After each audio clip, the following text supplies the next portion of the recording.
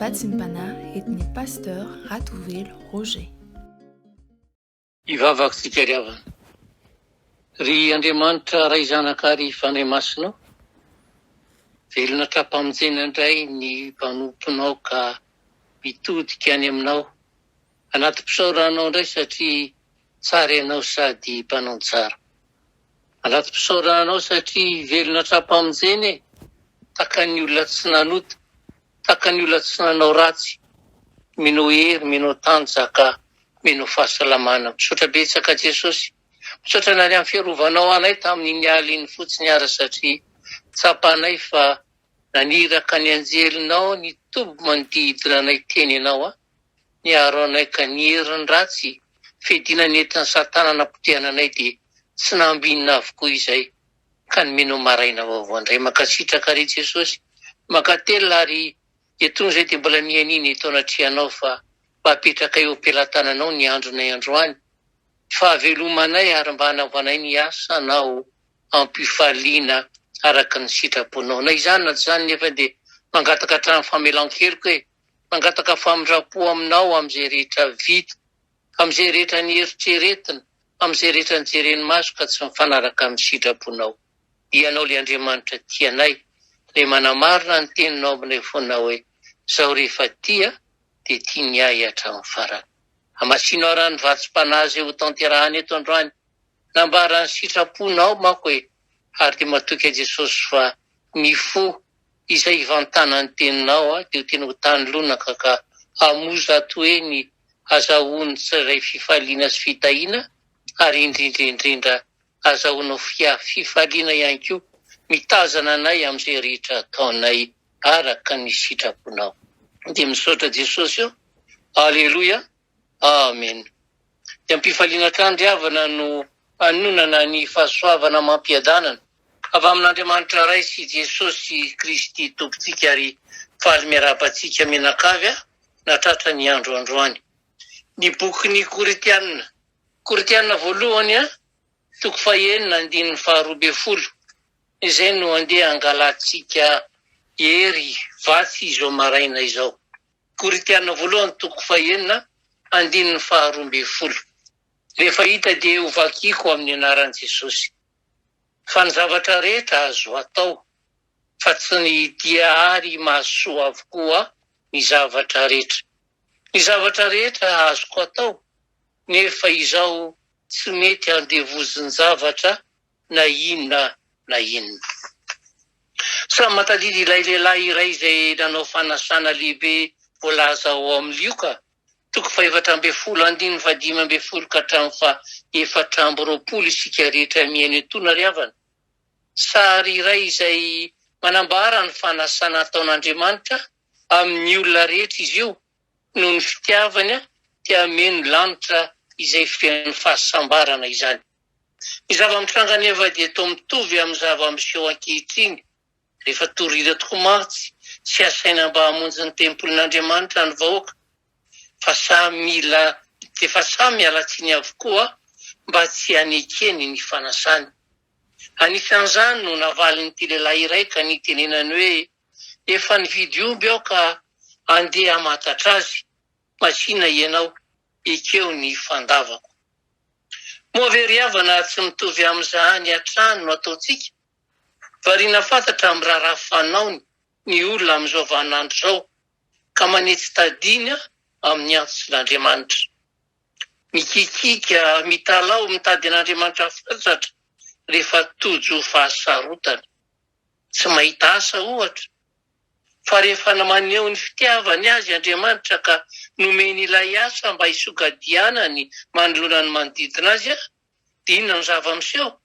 Ilay zavatra nomen'Andriamanitra ivelarany iray no ataony fitaovana hanakana azy tsy ho vita fihavanana amin'Andriamanitra. Ary dia atakalitsika zava-mandalo ny fahasambarana mandrakizay. Avy tsaroana etona tokoa ny nanakalozan'ny Esau ny fitahin'Andriamanitra marobe efa voamanao azy tamin'ny voanemba iray tanana, voanemba iray lovia. Ry havana malala amin'ny tompo, isika izay efa nino sy nandray an'i Jesosy Kristy tompo ho zanak'Andriamanitra, Inona no mbola manepatsembana ny fifandraisantsika amin'Andriamanitra ka mibahana ny toerany eo amin'ny fiainantsika ary toa manandevo atsika mihitsy aza ka mahatonga atsika tsy hanaiky ny fanasan'Andriamanitra. Mazana ry havana dia i Mamona sy Ravonahitra no tena manakana atsika tsy hifandray tanteraka amin'Andriamanitra, hampiny ravinavina izany.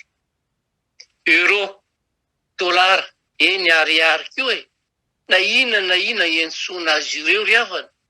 Ny zava-dehibe amin'ny olona dia ny anana an'izany betsaka indrindra mba hanjakany Mamona sy Ravonahitra eo amin'ny fiainany. Ny Baiboly nefa dia milaza hoe aza miariareny ety an-tany fa ho arafesitra avokoa ankizy ireny. Izany hoe tsy azo ampiasaina intsony izy ireny indray andro any. Ary ny tena marina dia tsy miasa ary tsy misy ilavana azy izy ireny any amin'ny bankin'Andriamanitra, satria samy tsy manan-kery ireo rehetra ireo ao amin'ny fanjakan'Andriamanitra. Ary izay no ilazana amintsika ry havana hoe aoka rehetra isika tsy hevitra hoe tsy manam-bola aho ka tsy afaka hiseho anatrehan'Andriamanitra, na ihany koa hoe efa betsaka ny vola aho ka afaka hifankahita amin'ilay pary amin'izay fa isika manantona azy mahatsika antsika no ikeny. Fa ny an'ny fepetra takiny amintsika dia niketsika ny fanavotana izay natolotry Jesosy Kristy zanany tamin'ny nandatsahany teo amin'ny hazo fijaliana tany Kalvari. Ka dia voadio avokoa isika rehetra izay nandray sy manaiky azy eo anatrehan'Andriamanitra. Tsy fahamalinana ry havana ny mandeha any amin'ny firenena anankiray nefa tsy manana ny volany ianao. Ary dia hoy aho hoe tsy fahamalinana ihany koa ny manatona an'Andriamanitra nefa mandany fepetranapetrany. Tsy fahamalinana ny manatona an'Andriamanitra nefa mbola rakotry ny fahotana. Androany ary dia mbola manolotra fahasambarana mandrakizay maimaim-poana ho antsika Andriamanitra. Maimaim-poana satria efa nanefa ny santan Jesosy tamin'ny nanolorany aina.